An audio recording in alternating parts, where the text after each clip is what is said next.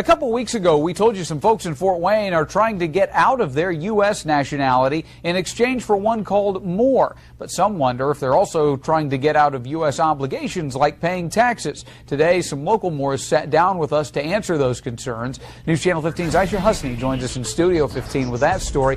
And Aisha, they think you're Moorish too. Yeah, you just never know, Mark, do you? That was definitely an interesting thought thrown out there today. Even more interesting, though, the separatism in their beliefs. Take a look.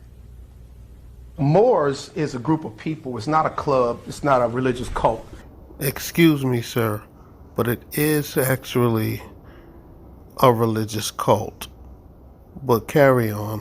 It's actually a race of people that has been here for since the ancient times, actually from the ancient Moabites. What we call black or African American, Ptah El-Ali calls Moor. Moors is a race of people, the original people of the earth, the woolly hair, the thick lips, big nose, copper toned skin. El-Ali says he's Moorish, so does Jabbar Gaines El. For them, it's more than just an ethnicity, it's a nationality that trumps any other. We never was a U.S. citizen to begin with. And with that, they say they don't have to obey U.S. laws or fulfill any U.S. obligations, like paying taxes.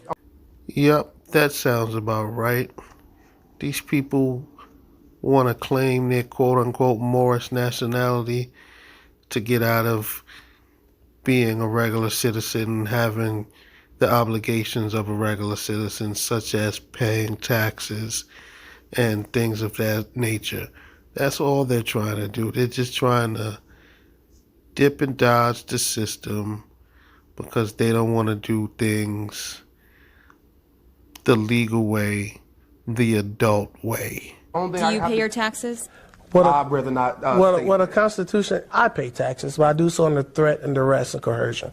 So if they don't believe in U.S. laws, then why record documents at a U.S. office, like the Allen County Recorder's Office? It's just giving proper notice, so then if we ever do get involved with some type of trouble, they would know our status, and we are not a subject of their city. I also asked them how realistic is it to live in this country and not follow its laws. They say that they follow the U.S. Constitution and they're confident that any judge would side with their argument. And that's something I'll definitely look into next. Reporting from Studio 15 tonight, I'm Aisha Husney, News Channel.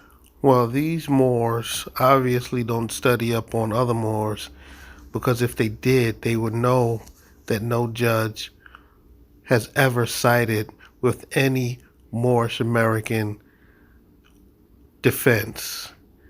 There's no way that just because you quote unquote claim a Moorish nationality that you're now all of a sudden not subject to the laws of the land. These people were born here in the United States. They have birth certificates and social security cards that prove that. So no matter what they want to self-proclaim and call themselves, it will never work. They are records of their births. So they're automatically citizens of the United States, whether they like it or not, and they have to abide by the rules. A lot of these people like to say that they're foreign nationals, which is an oxymoron. How could you be a foreign national in a country that you were born in, a country that has records of your birth? You have a social security card. These people just go on the internet and learn all of this nonsense, canceling corporate contracts, all because they don't want to do things like pay taxes. They don't want to drive with driver's licenses. They don't want to pay the driver's license fees. That's really all it's about. It's all about money.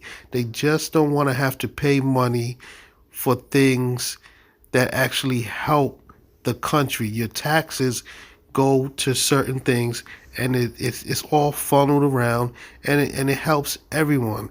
So they want to opt out of that by claiming this fictitious nationality, and their arguments never work. Their arguments never stand up in court. They lose every time. So it's absolutely ridiculous.